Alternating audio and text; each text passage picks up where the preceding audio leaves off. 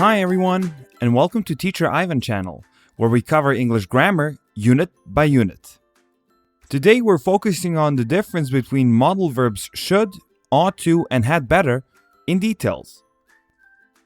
Please note that this is an advanced level lesson, so if you find it too difficult, make sure to check out some of my other intermediate level videos regarding this topic.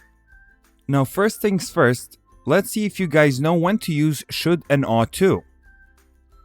I'm going to give you a couple of examples and then feel free to pause the video and guess what kinds of situations we have in front of us. You should, ought to, go to the gym more regularly. The taxi should, ought to, be waiting for us outside. Alright? Hope you're ready, so let's analyze them a little. The first sentence was probably said by someone who's trying to give you some advice. Therefore, you can say that we can use should and ought to for obligations and recommendations. The second sentence has nothing to do with recommendations, but more with predicting in a way. So you can say that we can also use them for probabilities. Now, I have a question for the comment section of this video. What is the negative form of ought to? The first person who gets it right gets to pick the topic of the next video. Alright, now back to the lesson. Even though should and ought to are the same, we tend to use should more frequently, especially in the following situations. What should I do if my car breaks down? Should I make some food or order out? These are examples of questions. Now, is it possible to use ought to instead of should? Can we say, what ought I to do, and so on? Yes, we can, but it's going to sound very formal and posh. We also use should more frequently than ought to in these situations. I will write down some examples for you, and I would like you guys to pause the video and try to figure out what kind of situations we have in front of us. You should go home because you're sick. They should watch their manners or they will be kicked out of the restaurant.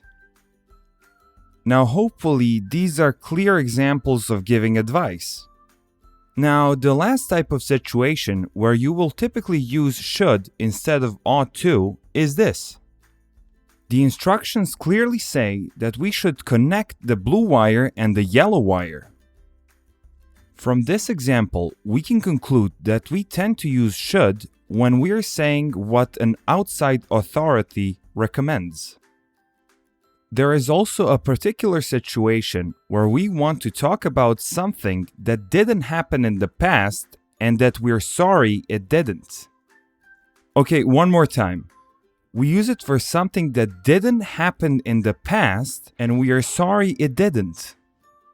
Now pause the video and try to think of your own examples of that situation. Having problems with coming up with ideas? Okay, let me help you a little.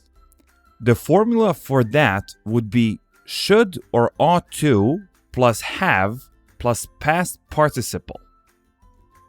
Now I'm imagining that your face looks something like this.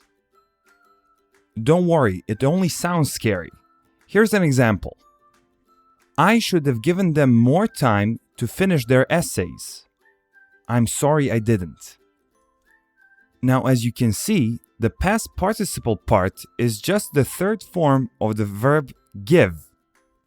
We use the same structure to talk about an expectation that something happened, has happened, or will happen.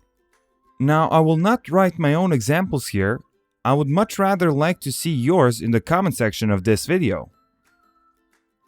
Sometimes we can use shall and should interchangeably, without changing the meaning, that is. In situations where we ask a question in form of an offer or when we request advice or confirmation. Now try to brainstorm examples of these situations while pausing the video and then I'll give you examples of my own. Okay, my examples are Should I help you with these groceries? Should I be worried? I hope your examples are similar to these ones. Okay, I believe we covered all important advanced usages of should and ought to. Now let's focus on had better. Sometimes we can use had better instead of should and ought to, especially in spoken English. Let's take a look at this example and see if you can guess the situation. If you are too tired, you'd better let me drive.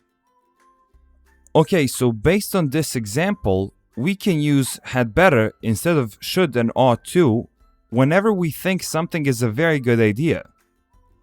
Please note that you can't use it when you're giving general comments. For example, I don't think that children should play outside after 9 p.m.